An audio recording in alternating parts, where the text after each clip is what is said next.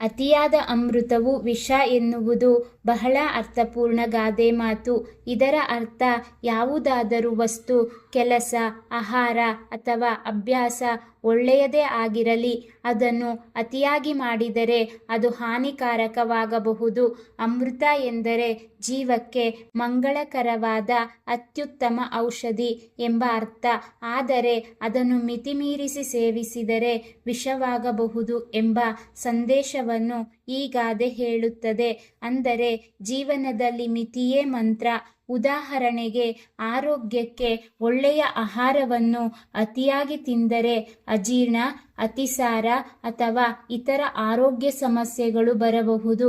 ವ್ಯಾಯಾಮ ದೇಹಕ್ಕೆ ಲಾಭಕರವಾದರೂ ಮಿತಿಮೀರಿದ ವ್ಯಾಯಾಮದಿಂದ ದೇಹಕ್ಕೆ ಆಯಾಸ ಆಗಬಹುದು.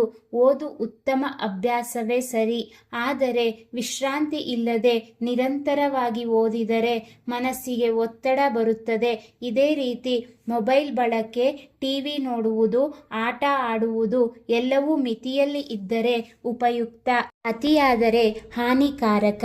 ಈ ಗಾದೆ ಮಾತು ನಮ್ಮ ದಿನನಿತ್ಯದ ಜೀವನದಲ್ಲಿ ಸಮತೋಲನದ ಮಹತ್ವವನ್ನು ತಿಳಿಸುತ್ತದೆ.